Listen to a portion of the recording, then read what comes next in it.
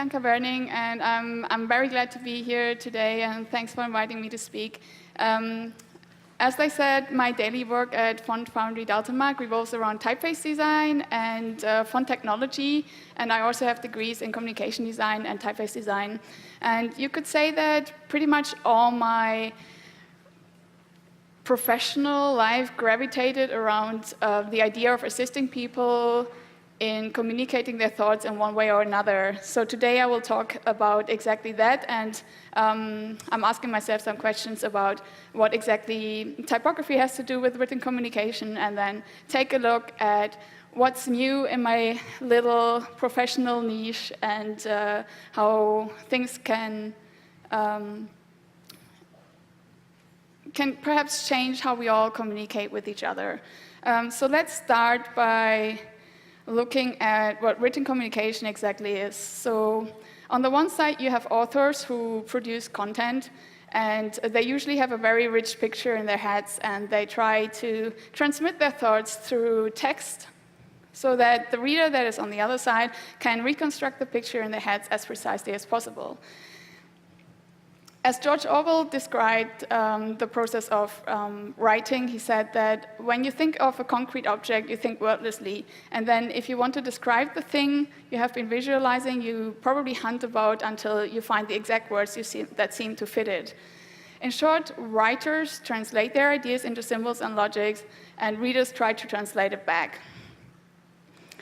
When words fail to transmit the author's idea, we can fall back to assisting by adding visual cues like images and illustrations and graphics. And a less obvious, but in my opinion, obviously I'm biased, but in my opinion, equally powerful tool to communicate a particular idea is typography. Thomas James Cobden Sanderson said that the whole duty of typography is to communicate to the imagination the thought or image intended to be communicated by the author.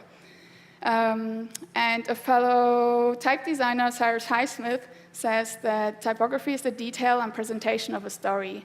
It represents the voice of an atmosphere or historical setting of some kind. So you could say that typography, just like colors, contributes to how the reader perceives the content. It's not as direct, and it happens on a less obvious level than processing other visual information. There are some smart people out there, like these three, who research the relationship between type and emotions and typography and emotions. And it's a very sensory experience, so it's difficult to quantify. But I leave it to them to explain to us how important visual appearance of text exactly is. It's a whole different talk. But I will use this little opportunity for a detour. So I'm asking myself, why do we make certain typographic choices? And for me, it all comes down to content, context, and functionality. And I will give you some examples by looking at book typography. So when we decide on what fonts to use and how to set them, we might ask ourselves, what's the genre? Are we designing typography for nature guides? Or, so it looks like that inside. Or is it a guide on how to produce printing paper? Is the genre travel guides? Or plays? Is it a collection of songs, so the typography is expected to look something like this? And what's the style of the language? Is it a compilation of journal entries, like in Dracula, so you might want to use different sorts of fonts to give everyone different kind of voice? Is it a playful examination of different types of languages, like in this book? Or is it this beautiful thing about German surface vessels of the Second World War? Which obviously has a different form, so the typography runs differently. Or is it a prayer book? How is it to be read? What's the situation like? Again, some more plays. Or is it a highly factual instruction manual on how to get a boy and keep him? This is actually a table on how to get a boy. Is the length of the text important? Like, what kind of typographic choices do you make if it's a tiny, tiny book? Or if it's even smaller? We also all have different cultural backgrounds and experiences that affect our perception of type in one way or another. So do we consider the time and where it will be distributed? And the people that will read the books you design, do they buy paperbacks like this beautiful edition of Madame Bovary, or can they afford the bigger and glossy version of the same text?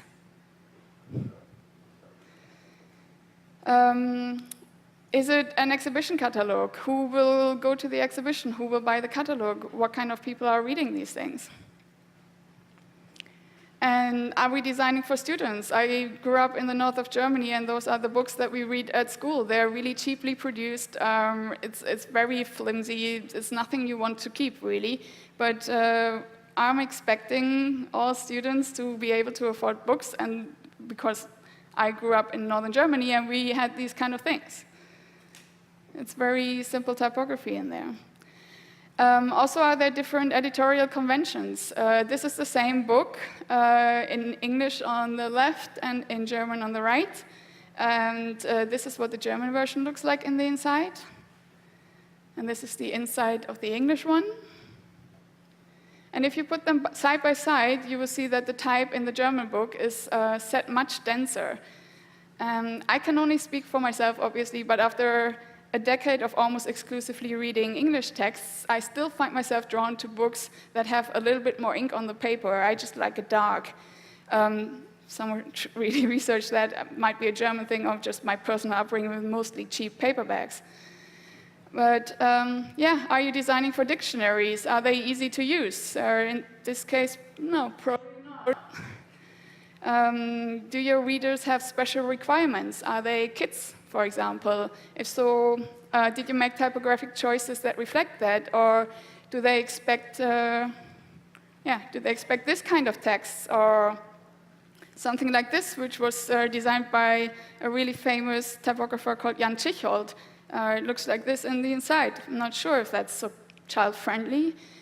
Is this more appropriate? Is, by the way, the best slide I've had in my presentation. It's an octopus imitating other things. This is by no means an exhaustive list of considerations that should define typographic choices, but it might give you an idea of the care that often goes into making books. What they all have in common is the reader. Our typographic choices should be informed by the audience, by the birdwatchers and travelers, by the boat enthusiasts and movie enthusiasts and theater goers and church goers. In the end of the day, we all are designing for people who buy these books, except that we are not.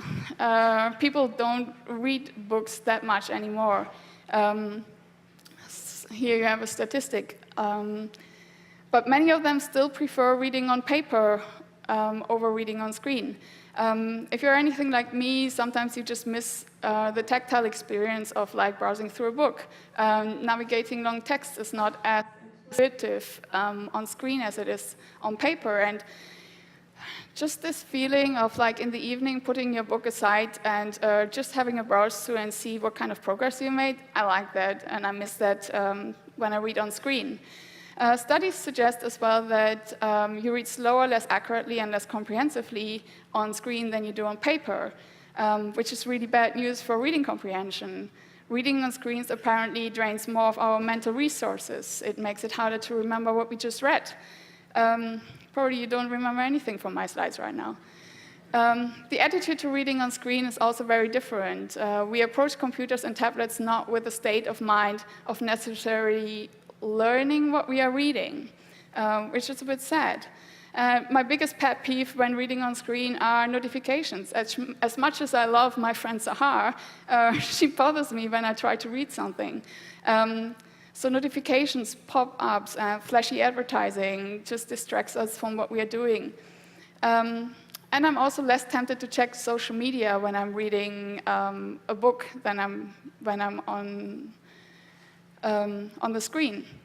So getting away from multi-purpose screens improves our concentration. One word, if there's anyone here working at Medium, there's one sure way to drive me away from your website is when you interrupt my reading to tell me that you like that I'm reading a lot. It just doesn't make any sense. So yeah, these things just bother me But there are really good developers out there that try to support intensive reading by creating distraction-free spaces.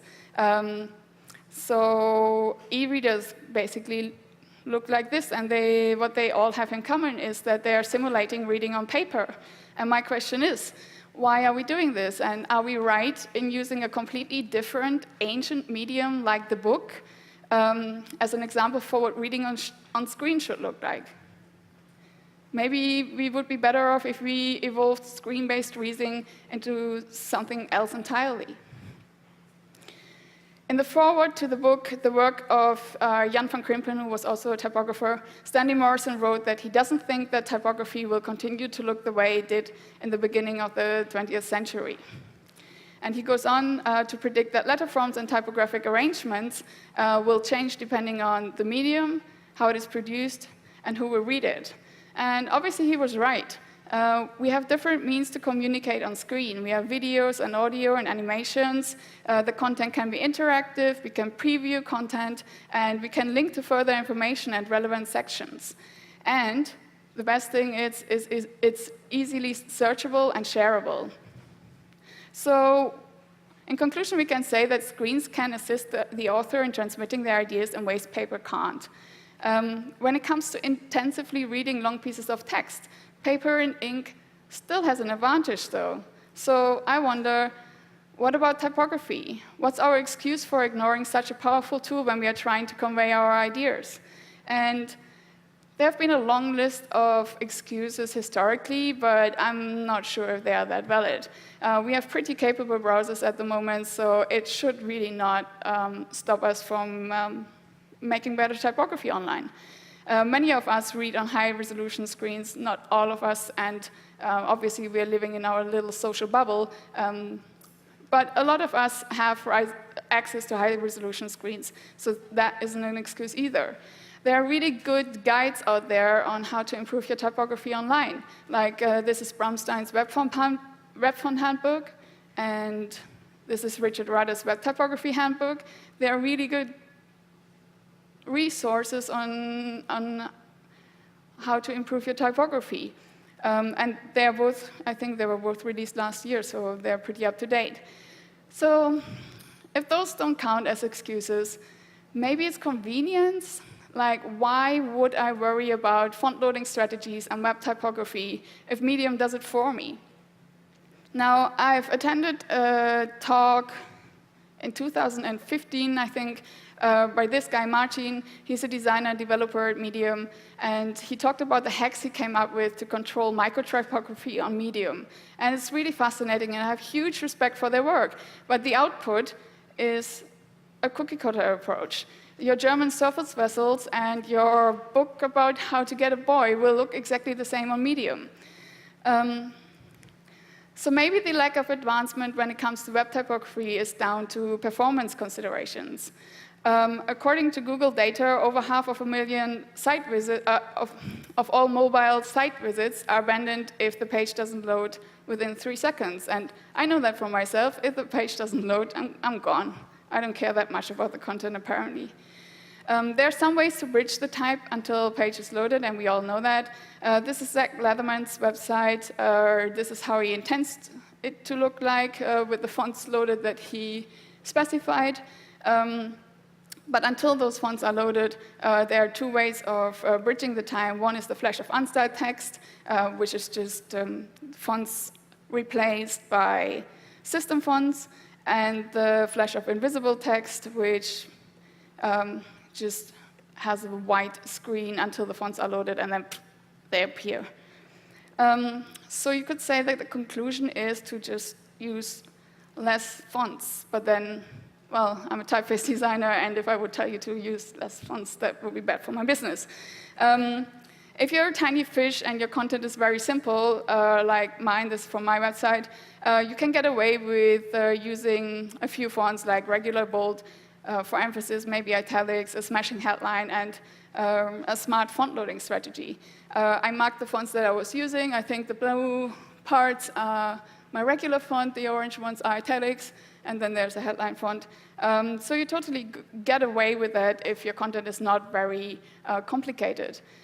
This is a different example. This is the New York Times website, and there's all sorts of information in there beside the main content. So you need some typographic hierarchy to differentiate the sections from each other, otherwise it's very confusing for the reader.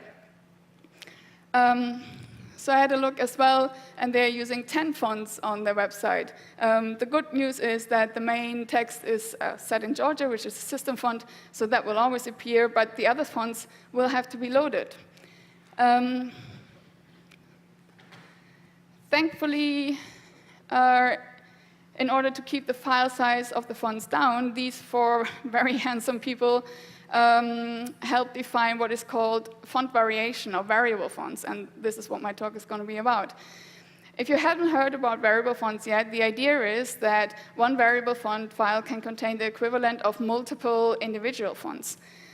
So imagine you want to use 2 different fonts on your website, a thin and a very bold one, and a good chunk of data is needed to describe these outlines. So for example, your uppercase T only in the thin font comes with coordinates of the nodes and instructions on how to connect those nodes. And this is how the outline of the T will end up on your computer. So this is the kind of data that you will need to put in your font to render an uppercase T in a thin font. If you also have a bold font, it comes with its own set of coordinates, like here, and its own set of data. So if you use those 2 fonts on your website, yeah, that's a good chunk of data needed to describe the outlines of only 2 letters of your font. Now, think about what kind of language support you want, and the whole thing explodes on you. Variable fonts, instead, do it a little bit differently. So you would store the coordinates of your default version, just like in static fonts. So this is, again, the set of coordinates for your uppercase T. But then, instead of like adding all the coordinates for all the other fonts that you want to use, you would add instructions describing the extent of the design space of your variable fonts. So you define how far you would like each node to travel. And every instance along those purple arrows will be accessible to you when you use this variable font for free. For the same kind of data that you would use for 2 fonts, you get infinite variations. So yeah, instead of something like this, which will, I think it's 7 or 8 fonts on top of each other, will be a lot of data that needs to be loaded on your website, you will get way less data and infinite possibilities in between those. So for the New York Times, this would mean that they could substitute those 8 fonts by 2 variable fonts. And I didn't do the math for this one, but it's usually around 70% saving in file size if you replace 5 static fonts with 1 variable font. So that's really good, and people get really excited, and some of them go overboard. This is Oliver Schöndorfer's website, and he's taking it to the extremes. In this demo page about variable fonts, he's using a variable font called Output Sans by DJR, and it has 2 axes. One of them is the weight, so again, from thin to very bold, and then you can add different axes. In this case, he has a slant axis, so he can create not true italics, but slanted italics, as you can see, I think, in the headline. Yeah. So this guy, Oliver Schöndorfer, took this font and tried to see how much he can get out of it. And in only this small fragment of the page, he's using 13 instances of Output Sans. So that is 1 variable font that needs to be loaded at 57 kilobyte. That's nothing compared to like having 13 different static fonts. Obviously, that's taking it to the extreme, but yeah, a variable font can mean pretty impressive file size savings. But print can do that, so where's the innovation? I don't know. As we said, screens can assist the content in ways paper can't. So beyond file size savings, can variable fonts actually help us improve the reading experience on the web? The technology is still very new. It was introduced in September 2016, so almost its second birthday now. And there have been some notable experiments to improve digital typography. And I'm going to show you a few of them. This is from Bram Stein's talk at Robothon in March. He was talking about line breaking, justification, and variable fonts. And he's rightfully upset about how browsers are neglecting justified text. So in this case, you can see just left-aligned text. You can see on the right-hand side, there's a marked in red the space that is left on the line. So as in left-aligned text, basically it breaks after a word if the next one doesn't fit in anymore. So all the leftover space of a line in left-aligned text is now here marked in red. This is what it looks like for right-aligned text. And for centered text, the space is evenly distributed on both sides. Now, for justified text, the leftover space on the line is divided by the number of word spaces on the line, and then just attached to them. So in the first line, we have 3 words, so 2 word spaces. So the space is like distributed evenly there. The others have just 1, so it's pretty easy. And the last line is handled like left-aligned text. This is called the greedy algorithm, and it's used by all major browsers, and it will break the line at the first opportunity, which is basically, yeah, that's the greedy algorithm. This is also from Bram. He looked at paragraphs and tried to compare them with different algorithms. So again, this is the greedy algorithm. You have a score on the top, which is the total amount of the leftover space. It's also visualized as bars here on the side. And obviously, the lower the score, the better. But you can see pretty bad rivers in the text here. So it's like white space that attaches to others is really distracting for the reader.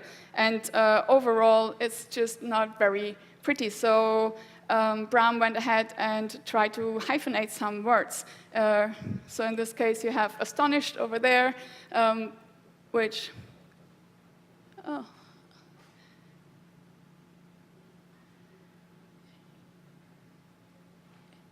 Where am I? Yeah. In the 5th line, there you have beautiful and you have astonished. So it helps if you break some words after some syllables. It reduces the score, and it makes the reading a little bit better. But you still have really big word spaces, like in the 4th line. It just doesn't look very pretty, and it's interrupted reading. So to conceal big word spaces and rivers even more, we can contract and expand word spaces very slightly. The beauty of it is that it takes the whole paragraph into account, and using flexible word spaces is in this case, just like used to harmonize the justified text.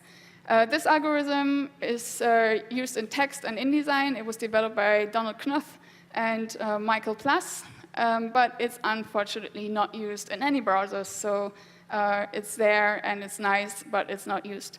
But Bram went ahead and had the idea of using variable fonts to further improve how we could improve justified texts on the web. In this case, he's using Venn by Dalton Mark.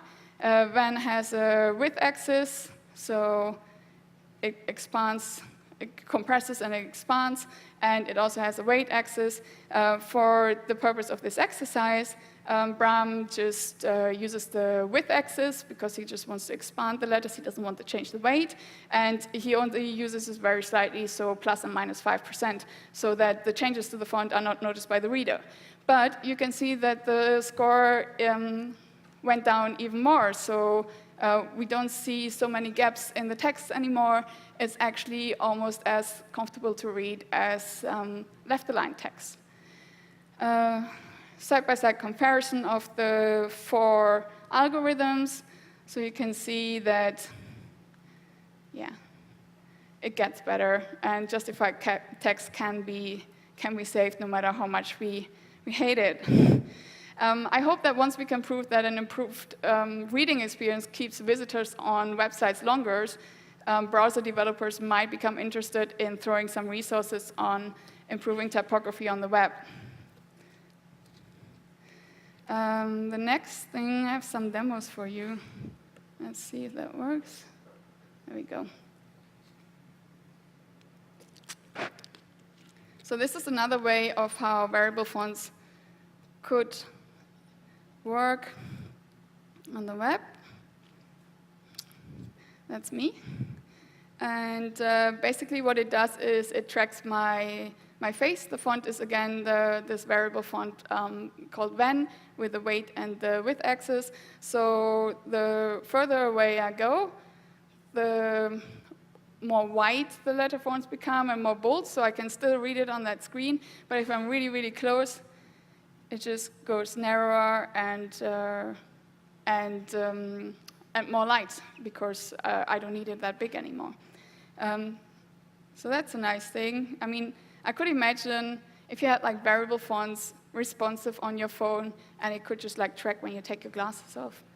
Amazing. Another small demo. I need the assistance of my phone.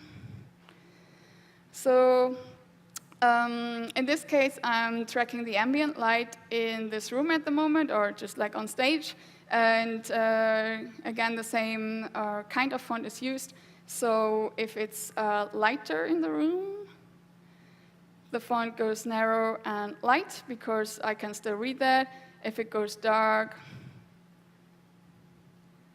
it goes white and bold. So I'm basically just, there's a little sensor right next to my camera on the laptop, and if I'm covering it, it thinks that it's really dark in here, so it just goes like bold and white. And if it's lighter in the room, you have a different kind of typography. Now, the problem with this is that it kind of reflows awkwardly, so it doesn't really help reading at all, because all the lines get like mangled up all the time.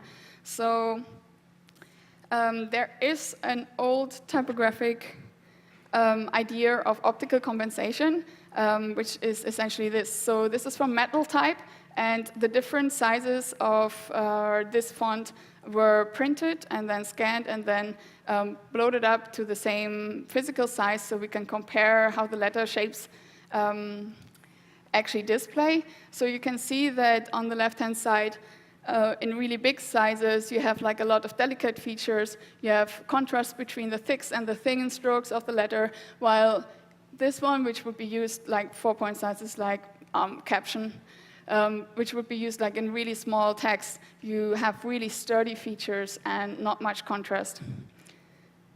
This is how it looks like in the digital version. So yeah, you have headline fonts on the top with like really nice features, and you can show it in like really nice detail. And then here, this is a working horse. You have like larger X height. The letters take more space. There's more spacing in between those letters. And you have shorter ascenders and descenders, and a bigger X height, which is this height.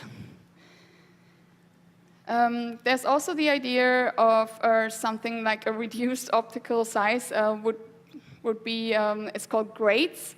The thing with grades is that it only cares about the relationship between the thick and the thin strokes of a letter, so the contrast. So you can see on the left-hand side would be, again, display sizes. It's delicate. Here it's sturdy. But the good thing about grades is that the space the letter occupies does not change at all. So if you put them all side by side, the text wouldn't reflow. So if you had a variable font with grade axis, you wouldn't have this awkward thing of the text like changing all the time. It would just like gradually and nicely adjust to your situation.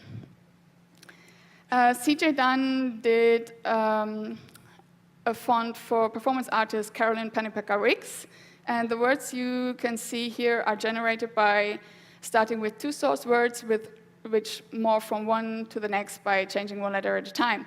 But what matters to typographers like me is that the distance to the text matters in this instance. So he uses grades to keep it legible no matter how far you are away from the actual type in AR and VR. Maybe it's more legible here. If you concentrate on the letter E in meters, you see that the further you go away, the more thick the small parts of the letter go. So you can still read it from a distance. The same developer, Andrew Johnson, also did some experiments with angles in AR and VR. So in this case, he was looking at a variable. He uses Venn again, and he's looking at like how can it adjust to the viewing angle of the person. And yeah, this is what it looks like. On the top, you have a static font, which doesn't change at all. And if you move to the side, it's a little bit less legible than the variable font on the bottom, which actually changes with the viewing angle. So it just like goes wider. So you can still read it at an angle.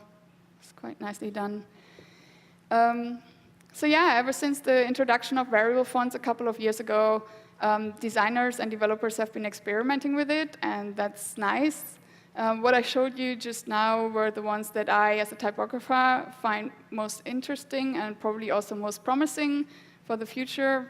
At the moment, it's just experiments, but I think with the right people on board, you can get these to actually do some important work. But at the end of the day, as designers and developers, I think we should ask ourselves, are we exhausting the possibilities to improve reading on the screen? And I think we just about started to think outside the box, and we still have a very long way to go. But yeah, to answer my own question, yeah, I think variable fonts do have the potential to help us improve digital typography, but with everything, it's a mistake to think that you can solve any major problems with just potatoes. That's it. Thanks.